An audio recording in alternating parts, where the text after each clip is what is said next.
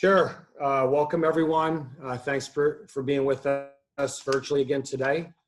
And we have a very busy week going on here. We're excited to hopefully be playing another football game. So we've been, we practiced, we got back on the practice field Saturday. We practiced Sunday. We gave the players Monday off like we normally do. And we had a good practice today. We are starting to get people back. We're getting guys healthy from injury and getting guys out of contact tracing.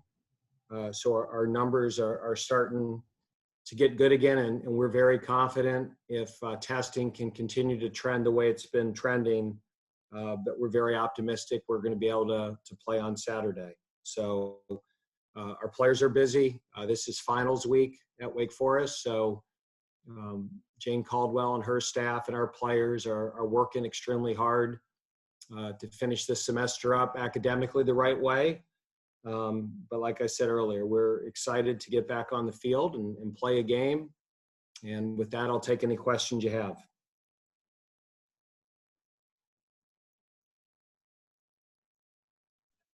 Dave, something just got put out on Twitter that Kenneth Walker III has opted out of the season. Was wondering if you could confirm that or address that at all.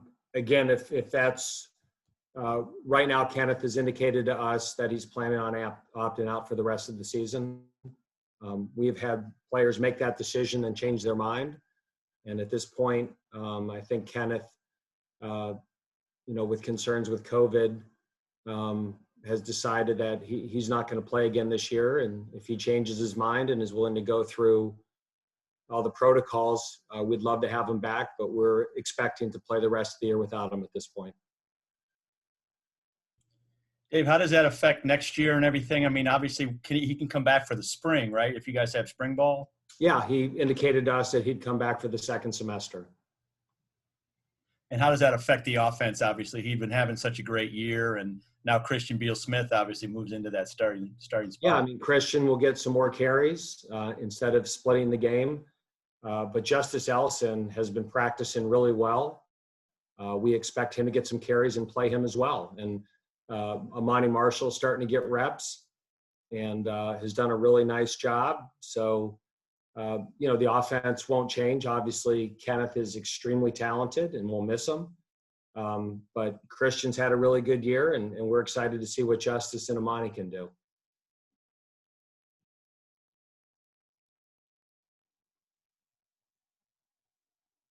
Was it tough for Kenneth to walk away like this? I mean, what were some of the conversations with, leaving after he had such a great year so far? Just when we had canceled, 2 and 3 games in a row, I think there was a number of players who were thinking about it. And when it was all said and done, it was only, 2 or 3 players that decided to do it, but Ken was one of them.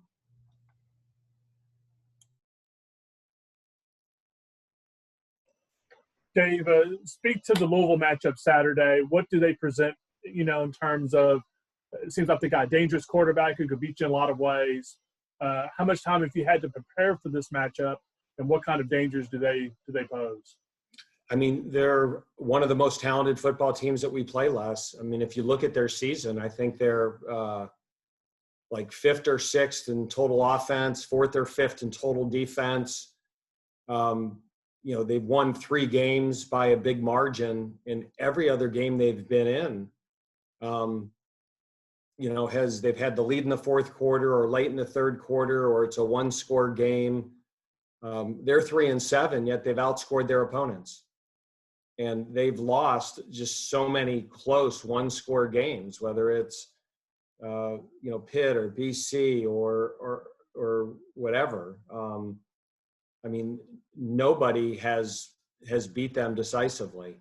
They've been in every game in the 4th quarter, and they're a good football team. I mean, Cunningham has advanced as a runner and as a thrower. He's accurate. I mean, he's completing 64% of his balls. He's thrown 18 touchdowns. The receiver crew with Fitzpatrick and Atwell matches up with anybody in our league. I mean, Clemson, North Carolina, I mean, these guys are all ACC players. Their offensive line is good. Sean Hall is a good back. He had a great day against us last year returning kicks. And their defense is one of the most improved units in the conference. They were statistically one of the lesser defenses in the league last year, and they've been in the top half of the league all year this year. And they got like 30-some, 33, I think, juniors and seniors in there too deep. This is one of the oldest, most experienced teams that we've played all year. So they're very talented. They've lost some very competitive, close, hard-fought games in the fourth quarter. So we're playing a very, very talented team that's just, been on the wrong side of some bad luck this year. What are you seeing from your squad in terms of like rust or timing, conditioning issues the first couple full days back on the practice field? I don't know if we'll see that last until Saturday, because part of reconditioning them is you just can't go out and go 100 miles an hour. We're with the amount of time that we've missed and the amount of practice that we've missed, you got to kind of walk before you can run. So we've been very, systematically trying to recondition them. So I'm sure, we'll get fatigued. But just talking to other teams that have been through this, I don't think that's unusual.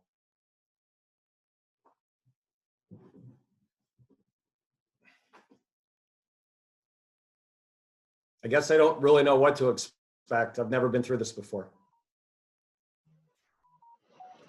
With the whole coaching conundrum that hit that program last weekend, is that something that could strangely galvanize a team? I don't know. How do you know? I mean, what happens inside their program happens inside their program. And, I know Scott and have a lot of respect for him. And I think he's a really, really good football coach. I'm sure a lot of coaches in the ACC would have liked him to leave because he does a good job.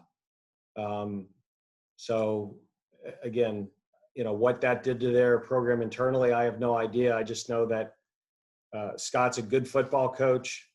I enjoy him as a person. I think he's got a good staff, and I think they're doing a really good job up there. And again, they've lost some close games this year, but I mean, their program was clearly in a much better spot than it was 2 or 3 years ago. I just think he's a really good football coach. And I think he's a good person too. How much does it change the equation at wide receiver for them now that it just broke that Tutu Atwell is declared for the NFL draft and won't be playing Saturday? I mean, I think Fitzpatrick, if you look at him, is one of the best receivers in the ACC. With him, they're not 50-50 balls. They're like 90-10 balls. And Atwell's a really good player. That's news to me. I didn't know that until just now. But they've got other good players. Their other slot, I think it's 81, is a really good player as well. So Louisville has always had good skill. They've never lacked for skill, and they've played games without Atwell this year, and they've got depth at receiver. So, we're all going through it. We're going to play without Ken Walker. They're going to play without Atwell. Their running back left earlier in the year. I mean, this is 2020. We'll see who shows up on Saturday, and we'll make the very best of what we have. And good news for you guys, Luke says he's ready to go. How much will that add to the defense? And I know he's probably the most excited kid on the team to play, I would think. I think I'm more excited as a coach than he is as a player that he's back. And it's not just that Luke is a good player. I mean, in a lot of ways, he is one of the very best leaders we have on defense. And, I've said this many times. I've used the term in 2020. There's been so many silver linings. The pandemic's been hard. It's been challenging. It's been a long year. But with everything going on, you see people not handle it well. And there's some players on our team that this has gotten to them. And there's other players that have risen up and become better leaders. And Luke's one of those guys that's become an alpha leader for us.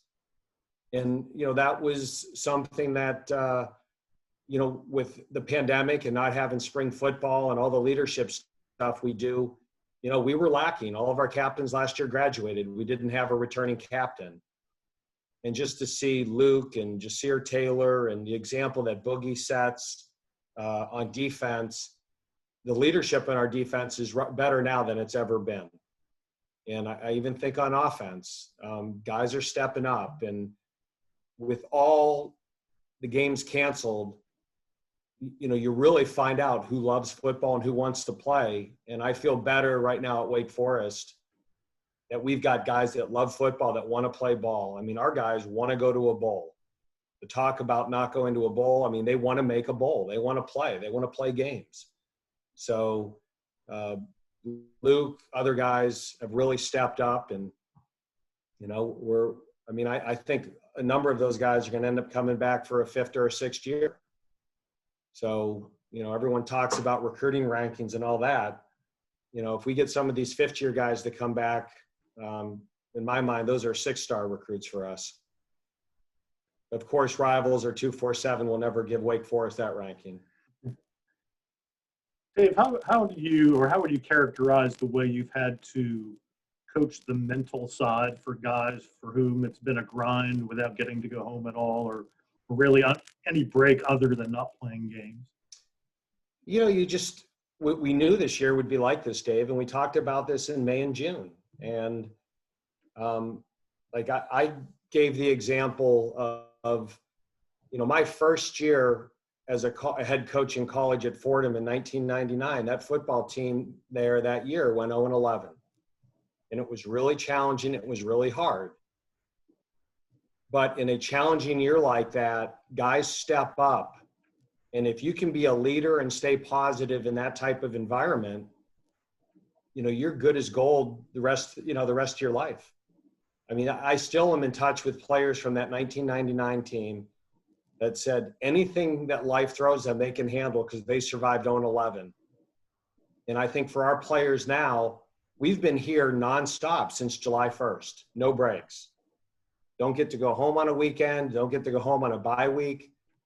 And it's a challenge and it's a grind. But if you can do this, you're developing mental toughness. And those traits are going to help our football team the next 3 weeks, the next 3 years, and for some of these players, the rest of their life. So there's a lot of positive and lessons that come from this. And, it's not for everybody, but I'm really proud of our staff. I mean, our staff has been steadfast. And, we told the players, I said, listen, we're here for you. You're not here for us. And we're going to continue to coach you as long as you guys want to play and we're told it's safe to do so. And if you guys want to play, we're going to coach you. And the response to that was awesome. Dave, one of the things we talked about with Jacory a little bit was kind of the unsung guys, the scout team guys. They don't get any little, games or anything like that, on Saturdays.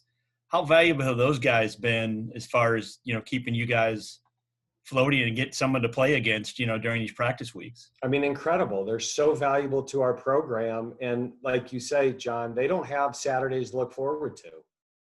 So for those guys to hang in here and be part of the team and live their commitment. When we had guys come back, we said, don't come back unless you're committed to do this the whole way. And that's easy to say in June. It's harder to live in December. And we have players that are living it. I'm so proud of them. So I'm just, I think that 20 years from now, there's going to be guys on this football team that are incredibly successful. And they're going to look back and say, I learned what commitment meant. I learned what sacrifice meant during that 2020 pandemic. It wasn't easy. It was hard. I didn't want to do it. I thought about quitting, opting out, whatever.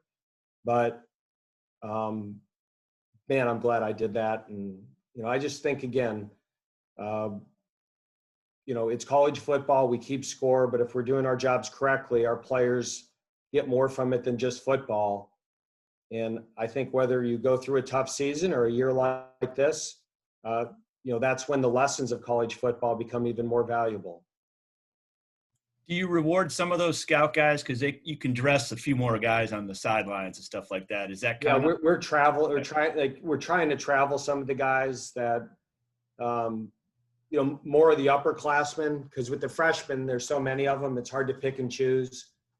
But even for the North Carolina game, there's about 3 or 4 guys that we traveled that normally don't travel. And that's as a thank you. We appreciate what you do. We recognize it. We notice it. And we're so grateful that you do it. And you're really important to us. Hey, Dave, you referenced this briefly, but towards recruiting, what has changed for you this season? Obviously, National Signing Day is a week from tomorrow. How have you had to augment your pitch to a virtual environment? And then what has changed for you from the early days of doing that through the end of summer? How have you had to modify as you figure out what works and what don't? Well, at this point, we know these guys pretty good. I mean, even though we physically haven't been able to shake their hands or see them live, just all these Zoom calls, you have your parents on, it's almost like you're having 18 home visits with them. I mean, some of these players, I've had double-digit 15 Zoom calls with them or FaceTime calls. So I certainly feel like we know them well. And again, it's what else can you do, Les? We're making the best of it.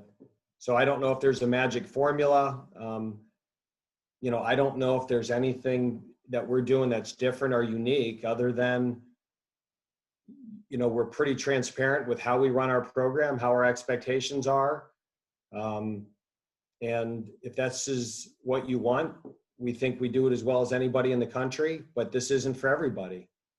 And, we're pretty consistent with our message. And I think most of our players that get here say that, we describe it as it is, that if playing high level football and getting a great degree is important to you, you can do that here.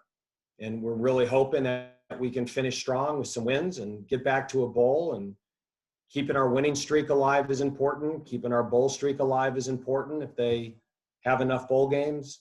And so we're still playing for stuff. And there's not a lot of programs in the country that can, say that they've had 4 and hopefully we're trying to get 5 winning seasons and been to 5 straight bowls. So I think we're at a better place now, especially with our facilities to recruit young men. But to have facilities like this and not be able to see them in person is disappointing. We finally have toys. Is there anything you did early? Is there anything you did early on that didn't click for you that you ended up abandoning later on? Yeah, but I'm not going to share that because I hope other schools are doing it.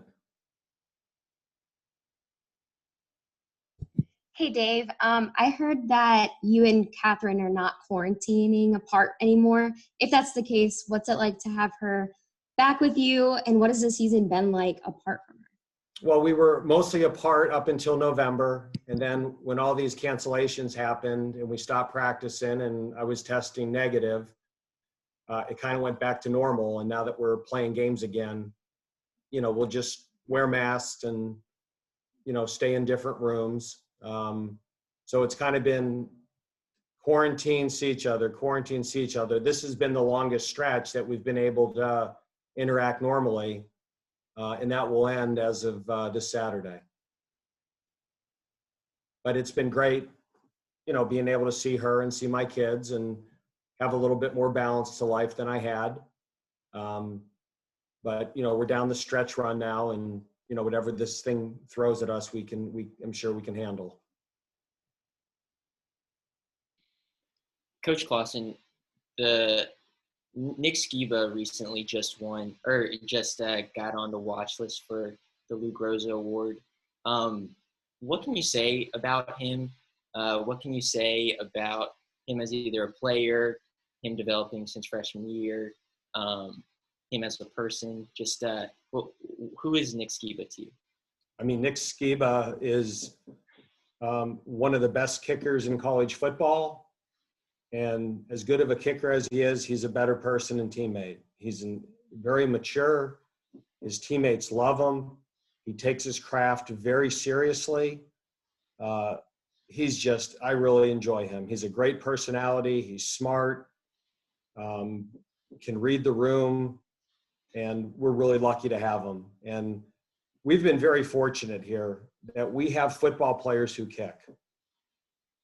And they work with their teammates. They have relationships with them. It's just that their skill set's a little different. And Nick's a football player who kicks. And Jack Crane is the same way, and Ivan Mora, and Zach Murphy. We just have a great collection of specialists here that are really good people. At the end of practice, that's who I meet with. And we don't talk about football. I just enjoy him so much. Would you say that he has developed since his freshman year? Oh, yeah. I mean, freshman year, we were kicking a field goal, and he didn't even know to go out in the field. So that is a plus. That is a plus. So, I mean, the good thing now is we get in field goal range, he's ready to kick. And, and he's spoiled us. So when we get down the red zone, we almost bank on the fact that we're going to have points. And he's so reliable and so dependable. And that's not an accident. He's worked really hard at it. Thank you.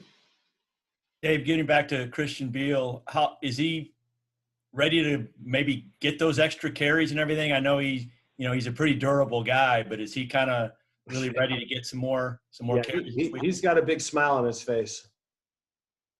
He knows he's going to get some work here. So we'll work him on Saturday, and then we'll keep him in a plastic bubble the rest of the week until next week. Well, he's been well rested. 28 days between games? So, yeah, I mean, that's, and that's the concern. We're not in game shape right now, but we'll see how it goes.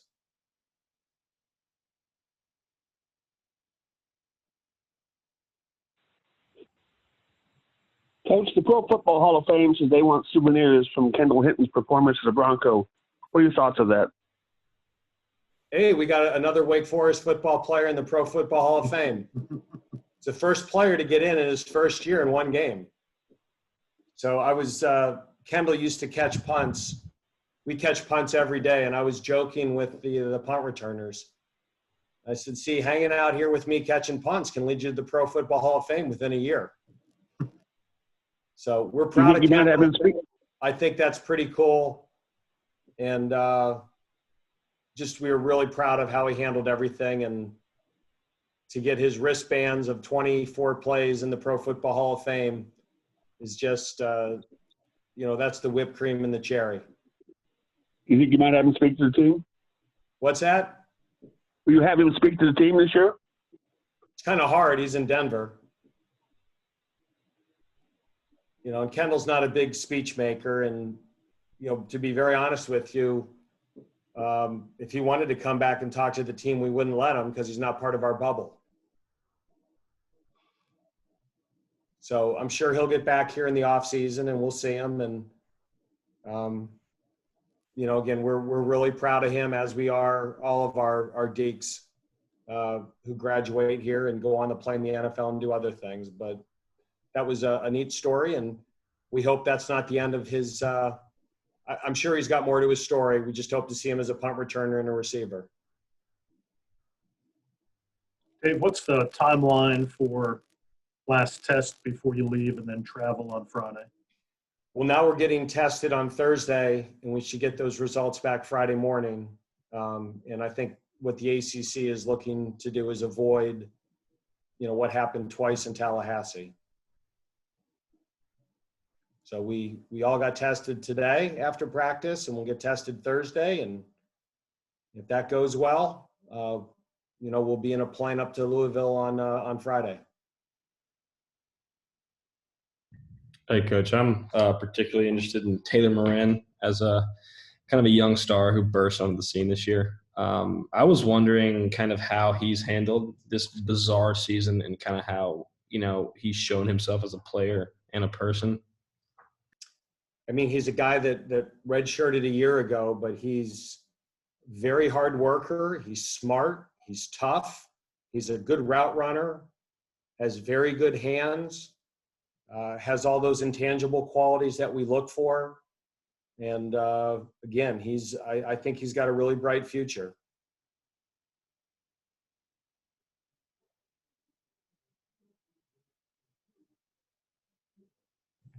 Anything else for Coach?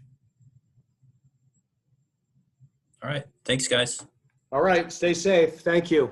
Thanks, Dave. So